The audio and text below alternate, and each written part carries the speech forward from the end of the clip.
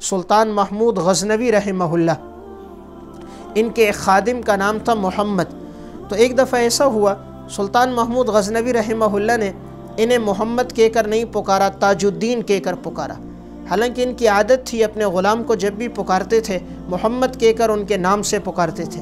تو جب تاج الدین کہا تو پھر اگلے دن وہ غلام ان کے دربار میں نہیں آیا، دوسرے دن پھر نہیں آیا۔ سلطان نے کہا وہ غلام نظر نہیں آ رہا، کیا وجہ ہے؟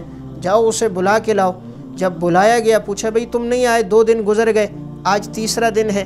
اس نے کہا میں سمجھا آپ مجھ سے ناراض ہو گئے ہیں، آپ جب بھی مجھے پکارتے تھے میرے نام سے، لیکن آج آپ نے مجھے میرے نام سے نہ پکارا، تاج الدین کہہ کر پکارا، میں سمجھا آپ مجھ سے ناراض ہیں، تو میں نے گوارا نہ سمجھا کہ میں اپنی شکل آپ کے سامنے لاؤں۔ جب آپ مجھ سے ناراض ہیں اس لیے میں آپ کے دربار میں نہیں آیا۔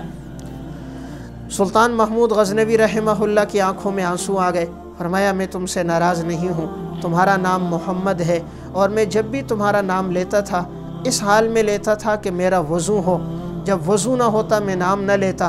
اس دن مجھے ضرورت پڑی تمہیں کام کے لیے بھیجنے کی اور میرا وضو نہیں تھا، تو میں نے مناسب نہ سمجھا کہ میں حضور کا نام بغیر وضو کے لے لوں، اس لیے میں نے تاج الدین کہا۔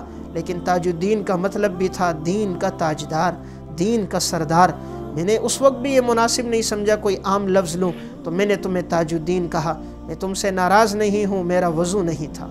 تو دیکھیے وقت کا بادشاہ ہے سلطان محمود غزنوی، لیکن کتنا ادب ہے زندگی میں کہ حضور کا نام بغیر وضو کے کبھی انہوں نے نہیں لیا۔ اس واقعے کو محمد قاسم فرشتہ نے تاریخ فرشتہ میں لکھا۔ تاریخ فرشتہ میں ان کے تفصیلی حالات موجود ہیں، سلطان کے ان حالات میں یہ واقعہ بھی موجود ہے۔ تو سلطان کی زندگی میں اتنا ادب تھا۔